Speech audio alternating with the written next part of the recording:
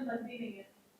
कैसा एक्सपीरियंस रहा आपका और ये फिल्म का जो सब्जेक्ट आपने चूज किया to you take this as your production, tell us about that. What did you say? सो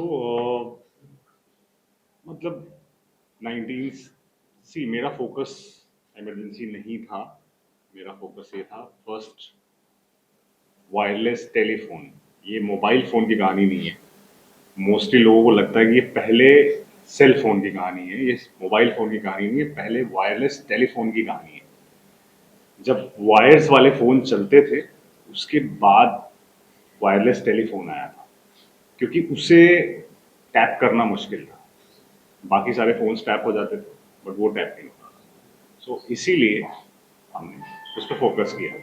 और 1975 में जो पहला फ़ोन आया था वो कैसे आया था, क्या ऑफिशियली आया था, क्या अनऑफिशियली आया था, वो उसके बारे में कहानी है। You have creative direction, more creative production, creative direction, and this is like a quite a big of responsibility. दोनों aspects आपको संभालना है, आपको देखना है. How was your experience, and what is that you enjoyed the most? I think it was incredible challenge for us to work on this film क्योंकि आप 1975 का एक पीरियड थ्रिलर ड्रामा बना रहे हो और उसको जस्टिस भी देना है उस कहानी को. It needs to look like it is that era, which means we had to focus on how the narrative is shown, how the color grading is done, how the VFX is done, how the costume design is done, and the director had a vision which had to be translated. It's a business, but it's a business of emotions. So, how do we balance the sur of the film while doing justice to the technicalities? I think वो बहुत ही interesting process था. I remember one experience where all of us were sitting and figuring out वो क्या एक चीज़ है जो हम बताना चाहते हैं इस फिल्म से. And then the process of creating the narrative of the film, the voiceover that will make sense, uh, every little detail that we did here. I think it was incredibly interesting challenging. And अब फिर आप बताएंगे जब आगे film 21 अगस्त को release OTT पे देखेंगे. Producer sir 1975 की बात करें तो बहुत डिफिकल्ट दौर था. आपको क्या लगता है कि आपने जो एक कंसेप्ट लाया, यूथ जनरेशन और न्यू जनरेशन इसको कितना एक्सेप्ट करेगी, क्या कुछ सीखेगी? सी अब कोई भी जनरेशन हो, हमेशा लोग अपने पास से थ्रिल रहते हैं. कोई भी बड़ा इंसिडेंट घटता है तो हर कोई जानना चाहता है कि हुआ क्या है. सो 1975 काफ़ी डार्क फेज था और जो सिनारियो था हर कोई रेबल होता जा रहा है, धीरे धीरे धीरे धीरे रेबल होते जा रहे थे लोग. सो मुझे ऐसा लगता है कि उस फेज को हर कोई सर्च करता है, हर कोई जानना चाहता है उसके बारे में और क्या क्या हुआ है, क्योंकि वो टाइम थोड़ा सा ब्रूटल था. आपके फोन टैप्स हो रहे हैं, न्यूज़पेपर मतलब कोई फ्रीडम नहीं है, न्यूज़पेपर को कुछ लिख नहीं सकता, कुछ बोल नहीं सकता. सो थोड़ा सा था वो. और इंटरेस्टिंग तो रहेगा क्योंकि नई जनरेशन को तो देखना ही है. और नई जनरेशन मोस्टली मैंने ये भी देखा है कि जो हमारी पास्ट हिस्ट्री है, जैसे कि माइथोलॉजी है या फिर जो हिस्ट्री है राजाओं के बारे में है या फिर जो हमारे गॉड्स के बारे में है, वो सब नई जनरेशन सर्च कर रही है, पढ़ रही है. इसमें एक और एंगल भी आपको ये दिखना पड़ेगा कि भले ये पहले की कहानी है और नए जनरेशन ने वो टाइम नहीं देखा है, बट ये कहानी का सार क्या है? आने वाले युग का यंत्र, आने वाला युग का हथियार. आज के टाइम पे भी आजकल हम एआई की बातें करते हैं, भले ही 10 साल 15 साल से एआई है, लेकिन हर युग में एक ऐसा यंत्र आता है जो आने वाले युग का हथियार होता है. सो शायद आपको ये देखते देखते, भले ही आप पहले वायरलेस फोन की कहानी देख रहे हैं, आपको आज के टाइम से आपको रिलेट कर पाएंगे कि आज भी चीजें बदल रही हैं, आज भी चीजें हथियार की तरह यूज हो सकती हैं अगर हम ध्यान ना दें उसका. तो रिलेटेबिलिटी बहुत ज्यादा है इस कहानी में. I'll just add to exactly this point. पहले तो जब नया फोन या नई टेक्नोलॉजी आती थी तो लोगों को पता भी नहीं होता था क्या आ रहा है क्या नहीं आ रहा है. लाइक से 1975 में ये फोन है, उसकी बात हो रही है, लेकिन 99.9999% लोगों को पता भी नहीं होता था कि एक कोई ऐसी चीज़ आ रही है और जिसकी वजह से प्रॉब्लम हो सकती है। जैसे कि उसने कहा, आजकल तो हम अवेयर हैं कि एक कोई भी नई टेक्नोलॉजी, कोई नई चीज़ आती है तो उससे थ्रेट क्या क्रिएट होता है। So it's a very relatable stuff कि एक नई चीज़ आ रही है, उससे क्या थ्रेट या क्या एडवांटेजेस या क्या हम नया अपॉर्चुनिटीज क्रिएट कर सकते हैं। This film is about that. देखो मेरा सवाल आपसे है कि आप what is that creative idea you should you have given the subject that you so the subject itself, because अगर आप ढूंढने जाएं तो 75 का जो भी आपको इन्फॉर्मेशन और जो न्यूज़ मिल रही है वो सिर्फ यही मिल रही है कि जो गवर्नमेंट या उस समय पॉलिटिकल सिनारियो में जो अप्रूव्ड थी। अगर आप इसके बारे में ढूंढने जाएंगे तो शायद आपको इंटरनेट पे कुछ नहीं मिलेगा, बट द वेरी फैक्ट कि कुछ नहीं मिल रहा था was the interesting part of the about the story. कि इतनी इंटरेस्टिंग स्टोरी है, जो कि पहला वायरलेस टेलीफोन है जो इंडिया में आया, कैसे आया, क्या क्या प्रॉब्लम्स हुई, एंड उसके बेसिस पे एक ह्यूमन स्टोरी है। इट्स नॉट अबाउट फ़ोन की स्टोरी है, फ़ोन की स्टोरी तो है ही, बट इमरजेंसी की स्टोरी नहीं है, पॉलिटिकल इंक्लिनेशन कुछ नहीं है इसमें, बट एक इंसानों की लाइफ में अलग अलग जो हमारे किरदार हैं उनकी लाइफ में ये फ़ोन किस तरह से हिस्सेदारी की है उसने। किसी ने कुछ ने अच्छा काम किया, किसी की लाइफ में इसने कोई बुरा, उसकी लाइफ में बुरा हुआ इस फ़ोन की वजह से। तो it's about a human story, it's not about politics, it's not about anything else, but it's कोई भी स्टोरी ह्यूमन स्टोरी होना बहुत ज़रूरी होती है, नहीं तो फिर आप एज एन ऑडियंस आप उसको पसंद नहीं करते। तो human story is what this film is all about, with the backdrop of politics and with phone being a very integral part of the film. from these the silence communication and fear. How did you translate these things visually and emotionally? Silence इतनी interesting चीज़ है ना कि अगर जहाँ पे आपको silence feel कराना है वहाँ पे आप बहुत तेज सा बीजीएम डाल दोगे तो वो साइलेंस फील कर सकता है इंसान। और दी कॉन्ट्ररी, जब आपको ऐसा इमोशन फील कराना है जहाँ पे आप बीजीएम भी हटा दो, डायलॉग भी हटा दो और आपका बस जो सेट है और जो एक्टर्स हैं, I think we have tried to play a lot with the technicality of the film here, क्योंकि सब्जेक्ट इतना डार्क है, सब्जेक्ट इतना डेंस है।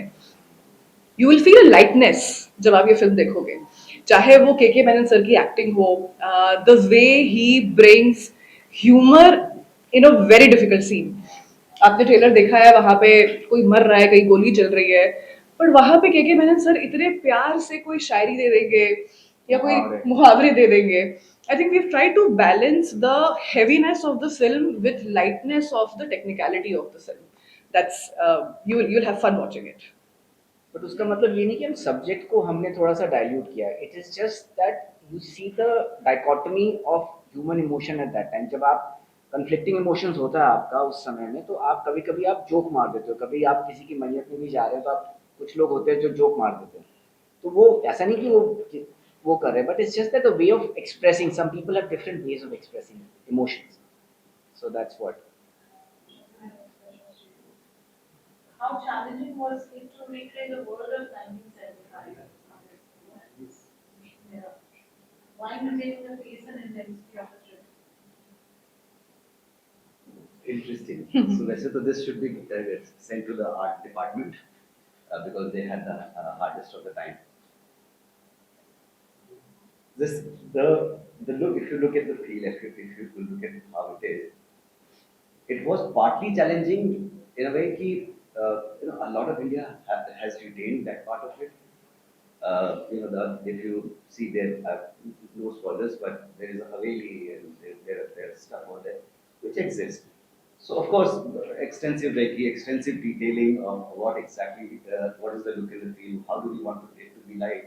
So I mean, that ways that it was there in terms of costume and all. It was a brilliant job done by the costume designer.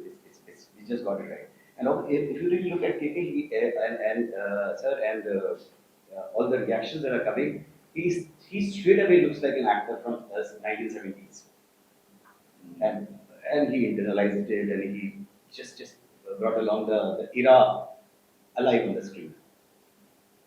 It's a true-based story. It's been inspired. It's a true-based or inspired story. Inspired से है true-based है। कि आपने कहा virus fiction की बात। Fiction fiction film है, fiction film It's fiction.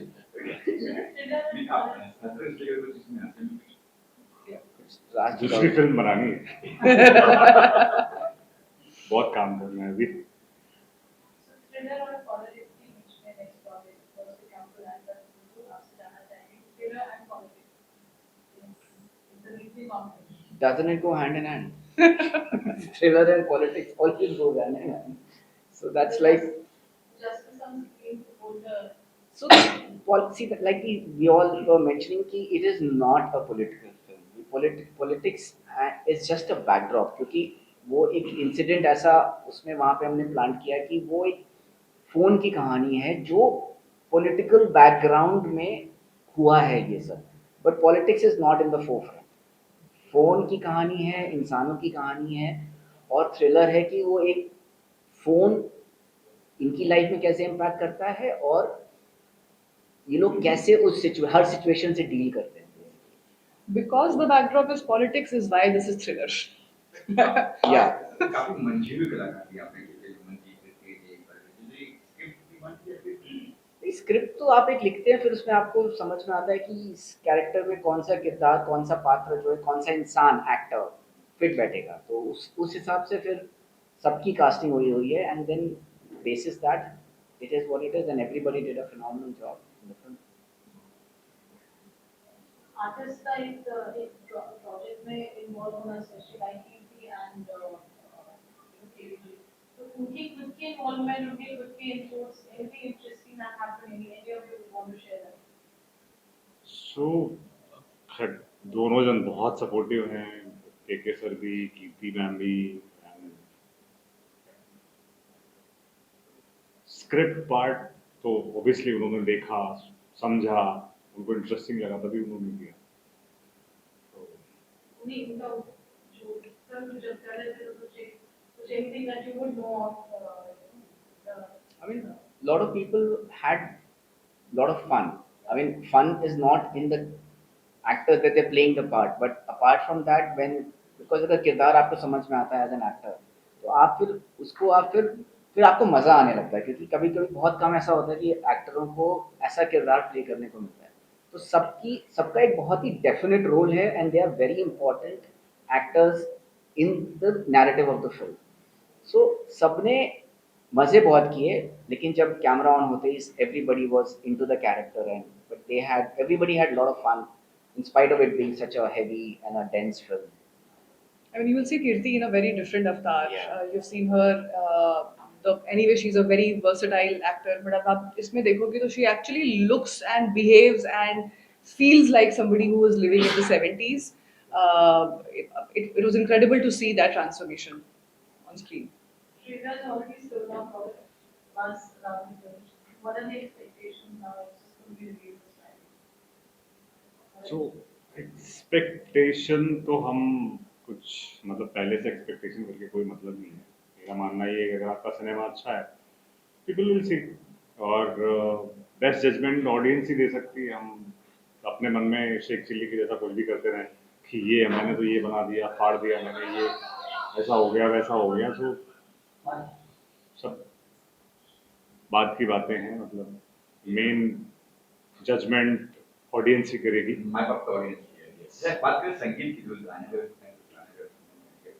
सो इसमें 4 गाने हैं एक बाबू हाबी का है और एक शान का है और 2 गाने हैं तमाल पांडे करके एक नया सिंगर है सो ये आपने सही सवाल पूछा जो ये बता रहे हैं कि 2 नए सिंगर हैं नहीं एक नया सिंगर एक नया सिंगर है जिनके 2 गाने हैं रिसेंटली उनका गाना भी वार्नर म्यूजिक में भी आया है we were very intentional in this project कि नए लोगों को जिनके पास टैलेंट है उनको भी मौका मिले द फैक्ट दैट ये हमारे प्रोडक्शन हाउस से पहली फिल्म आ रही है वी वांटेड टू इंश्योर जिसको हम मौका दे सकते हैं उसको मौका दिया जाए in the right way which is right for the film हमारा नॉर्थ स्टार हमेशा रहा है फिल्म के लिए बेस्ट क्या है और उस हिसाब से आप ये जो 2 नए गाने बता रहे हैं जब आप वो सुनेंगे आपको समझ में आएगा कि वो फिल्म का हिस्सा बन चुके हैं एक तरीके से जिन्होंने बीजीएम किया है he is a Portuguese American music composer जो पोर्चुगल में रहते हैं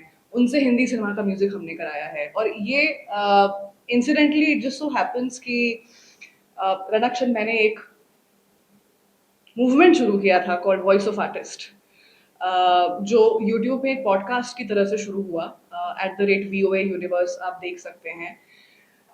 वी नेवर रियलाइज्ड कि वो एक हमारा पैशन प्रोजेक्ट था, उसके थ्रू एक आर्टिस्ट की कम्युनिटी बन जाएगी और आगे जाके हम साथ में काम भी करेंगे। विभू, शम्सी, मोजेस क्रिस्टोफर जिन्होंने म्यूजिक की है, everybody is a product of that community. और उस कम्युनिटी का पर्पस यही था कि जो आर्ट है वो अपने आर्ट की बात करें, जो आर्टिस्ट हैं वो अपने आर्ट के बारे में लोगों को बताएं और उनको मौका भी मिले, because there are so many talented people जिनको मौका ही नहीं मिलता है। And we continue that same thought process even during the post production and the promotion and marketing of the film. देश के हर कोने से लोग इन्वॉल्व होके हमको सपोर्ट कर रहे हैं आज के टाइम पे, चाहे वो मार्केटिंग के लिए हो, चाहे वो कॉन्वर्सेशंस के लिए हो, चाहे वो सिर्फ बात स्प्रेड करने के लिए। आप सब, हम सब इस देश के अलग अलग कोने से आए हुए हैं।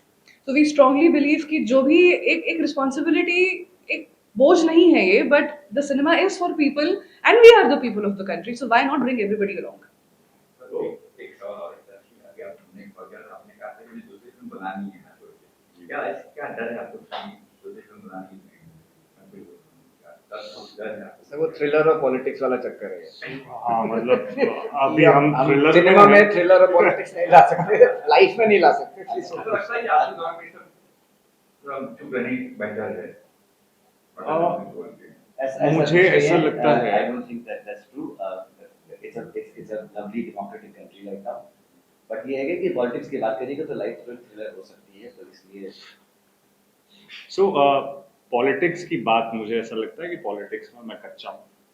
पॉलिटिक्स के बारे में ज्ञान नहीं है मुझे, और जिस चीज़ के बारे में ज्ञान नहीं है उस पर बात करना मूर्खतापूर्ण होगा। मुझे ऐसा पर्सनली आई फील, सबका डिफरेंट डिफरेंट पर्सपेक्टिव है।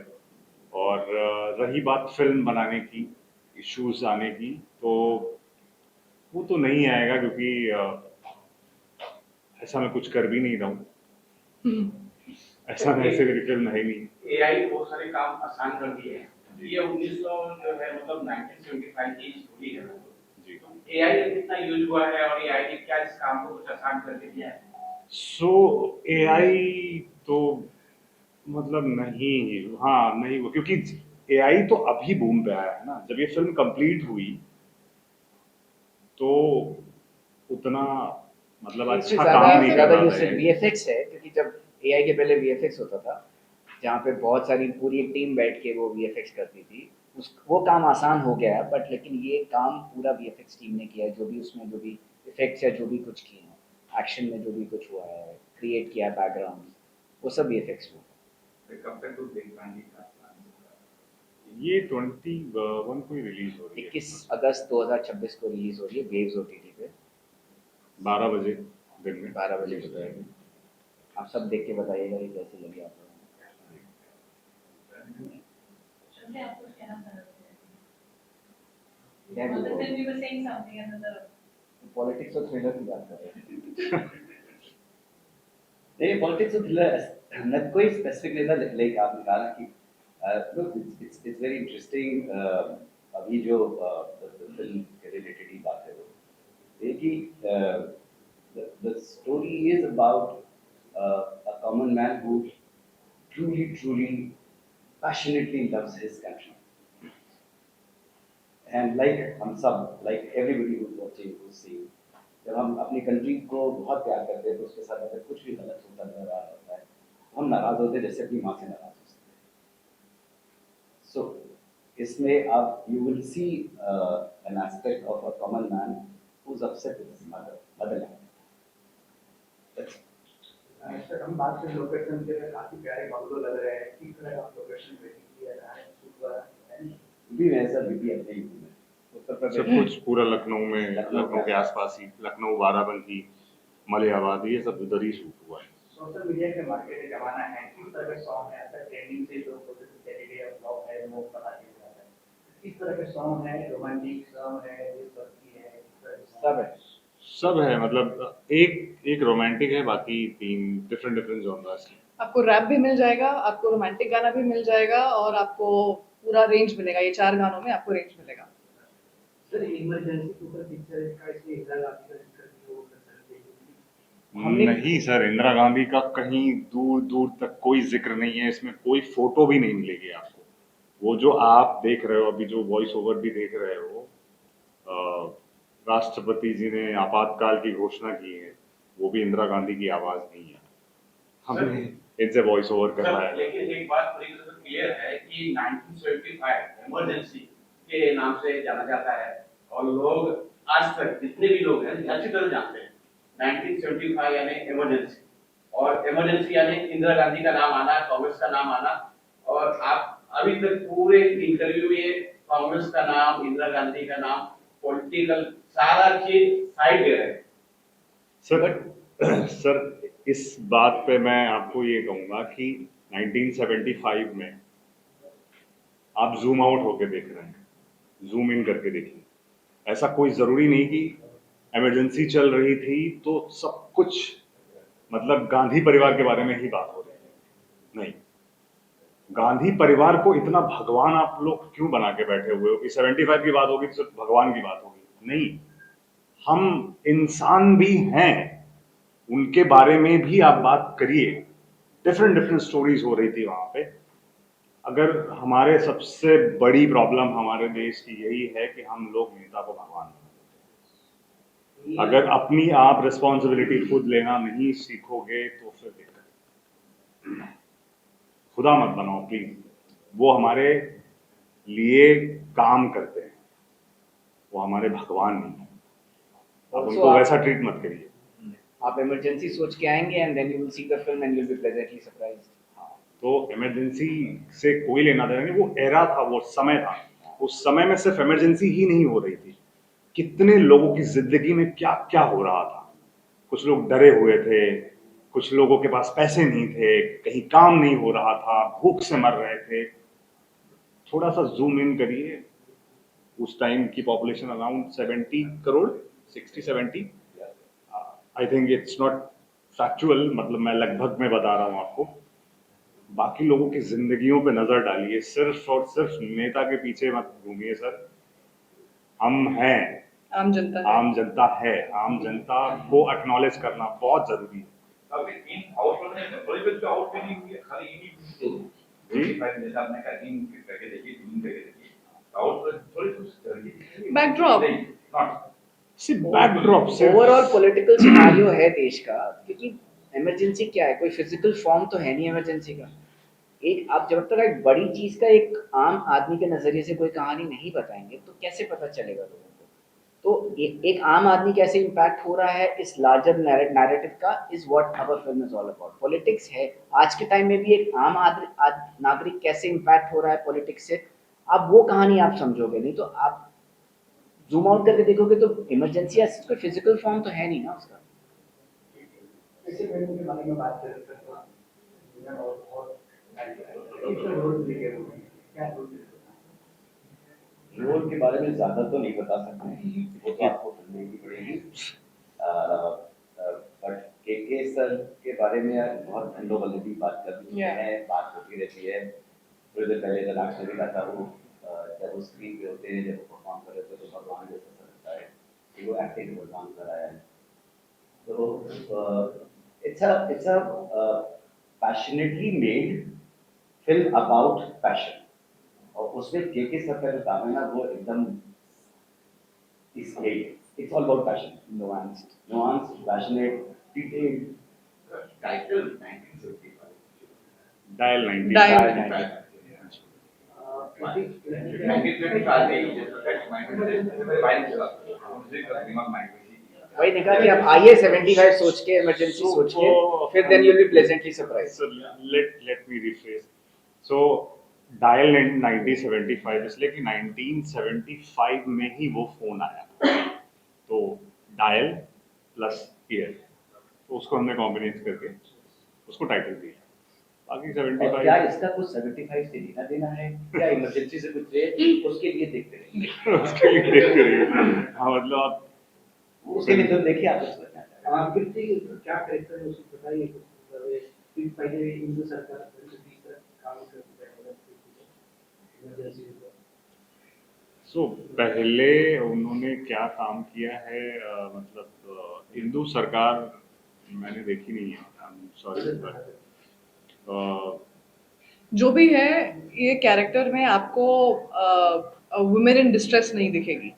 कीर्ति का कैरेक्टर इतना स्ट्रॉन्ग है क्योंकि आप जो देख पा रहे हैं, surrounded by cast which is men, and then this is that lead women character. उस दौर के हिसाब से 1975 में एक औरत की क्या दशा थी और how does she take charge of her own life, ये जर्नी दिखाई गई है इसमें। यहाँ पे आपको ये नहीं दिखेगा कि कोई एक मेल कैरेक्टर इस फीमेल कैरेक्टर को बचा रहा है या हेल्प, अबला नारी का अबला कैरेक्टर नारी, नहीं हाँ, है ये। बेसिकली अबला नारी को हमने दिया स्ट्रॉन्ग वुमन को दिखाया Strong है। woman. 75 में भी बहुत सारी स्ट्रॉन्ग वुमेन्स थी, one of the character she is representing. लगता है अभी जैसे सही समय में इस तरह से मतलब आपको क्या लगता है? मुझे लगता है सर सिनेमा का कोई मतलब मुझे ऐसा लगता है कि सिनेमा का हर वक्त सही समय होता है। आप डिपेंड करता है कि आपकी स्टोरी टेलिंग कैसी है, आप कैसे स्टोरी प्रेजेंट कर रहे हैं, वो बहुत ज़्यादा मैटर करता है। और वो और समय सिनेमा का बन जाता है। हाँ, एक ठीक कहानी कहने के लिए कोई गलत वक्त नहीं है।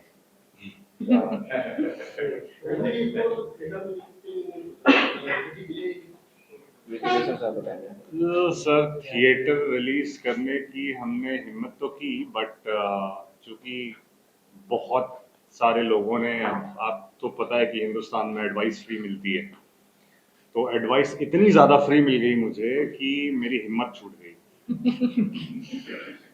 मतलब जिस सबसे बड़ी प्रॉब्लम लोग यही बोलते हैं के सर को देखने कोई थिएटर में नहीं आएगा, सबसे बड़ी प्रॉब्लम। और मुझे ऐसा लगता है कि आएगा, 100% आएगा।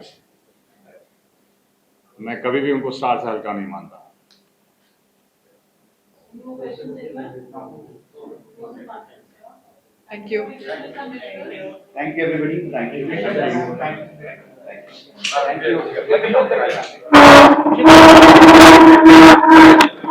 बैठ रहो